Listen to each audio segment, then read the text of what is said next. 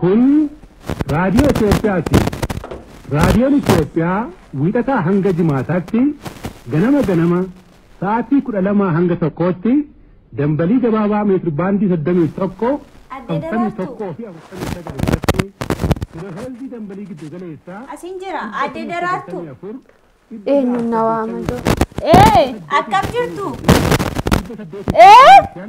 akkam jirtu nagaana eenyu gaazexeessituu sabboontuu ammannaan jiru gaazexaan jira gaazexeessituu gaazexeenyaa hojii keessan isin dura hojjechaa turtaniin hojjechaa jira amma hojiitti jirta akkam seeni kan talato silaa ijoolleen illee wanta gomanan jiran seeni talato seeni seente egaa sammuu seente gaa akkam jirtu nagaa galata waaqayyoo kunoo maal jennu talato eenyu naan jettee maqaa kee sabboontuu boontuu sabboontuu akkamiree boontuu nagaa galata rabbii waliif TV irraan dhufe waliif TV tole waliif tole maali talato maaltu boga namaan si fide muuxannoo keessan durii nuu qoodduu jenneeti mee silaa dhufte otooni reediyoo dhaggeeffadhuu natti dhufe meen talato mee naa jijjiirime xiqqoo ana wajjin haasoftaniire tole gaa hin haasofname maal haasofna talato dadhabeen gurri kunis akka durii waa takka nan dhaga'u waa fidimee harkaa qabda hodhu waan gaanta latoogaa waan ati attus baay'een naga'u meegaa mee ishi guyyaa reediyoo addunyaa sababeeffachuun gaazexeessituu durii kanarraa maaliif muuxannoo takka hin fudhannu jenneeti kara keessan dhufne intalato egaa kun amma akkana dullumni dhufte malee bara keenyatti illee gaazexeessineer na yaadachiiste intalato na yaadachiiste ishii bara sana adde daraartu boontu mee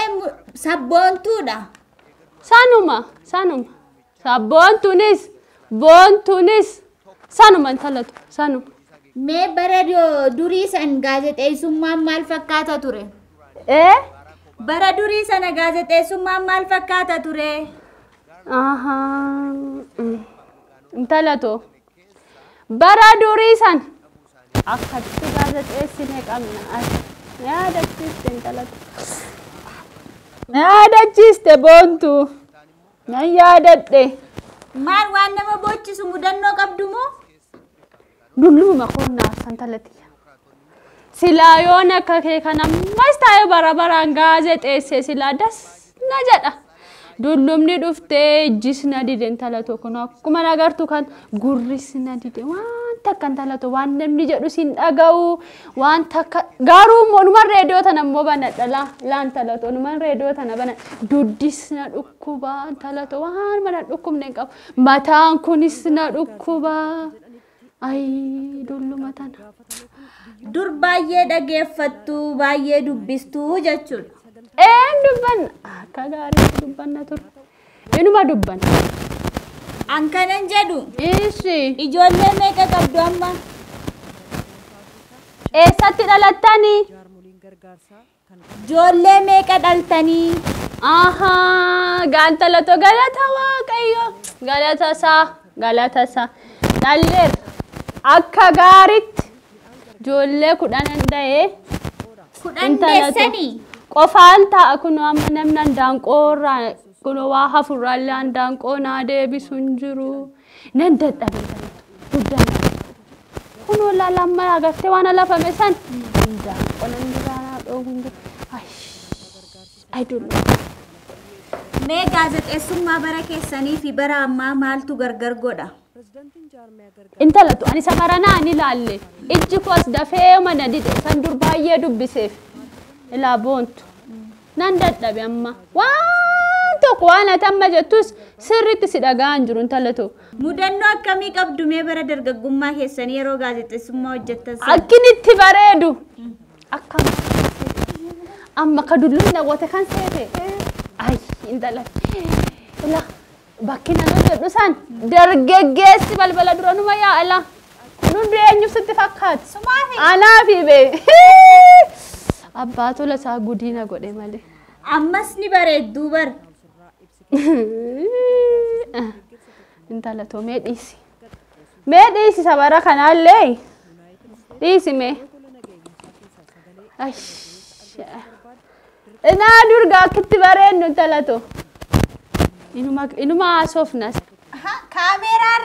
dura jirtu bar waraabaa jirra. akkasii maarreen intalatoo akkas naaniin jettuu duruma isaa Isinitti mee barra dhaga'uu didda waliif TV irraan dhufee. animmaa yaada keenatti gorteen seeqa Lakki. Mudannoo qooddachuun dhufee kan duriif kaammaa maal fakkaata jee. Guyyaa reediyoo addunyaa sababeeffachuuni. reediyoo irratti nuti bara keenya sirriitti haasofne intalatoo dhaloota kanaaf nuti la yeroo san akkamiin wanti bareedu bara san ay bareedina amma la ijana ije malee agartee suuraa san ijoolleen akka maal bareedu waan tokko be hin jiru kan baranaa hin jiru kan bara keenyaa garuu ay dargaggummaa maal jette mucaatu jira si fuuldur ilma koo inni kan eenyuti Kan Solomoon. ahaa Kan Solomoon. Beektu Solomoonii. maqaa safara keenyaa Jaartiin kun nyaataa jira. ilma maqaatti goosh tu ilma guddaa ilma koo dabaree kee argadhu akka kootti dullooma isin hundumtu dhugaa ilma magarsaa sana isa jette inni amma jiru fuuldura koo injira moodu eenni Magarsaan jenne Solomoon. ahaa mucaa lammeedhaan sanii Maqaa isaa beektu jechuudha. Jira. yeroo ta'e tokkoon mannan dhadhagaan ture maqaa isaan talatu eessuma bu'een jedhe ay Miidiyaa keenyarra jira amma nu bira galee jira. biyya alaa deeme Duutaan jiru waraabbiin kun yookaan achi baasnee reediyoo irra dhaawamtee jirti jaartii yaabbalessa kee. Achi baasnee kaameeraa duubatti itti himna. ay jaalala bara sanaa boontu andaan qosannaari mee bilaa midhaan na jala natti fakkaate ta'e hin beeku waan midhaan koo nyaataa jirtu natti fakkaate.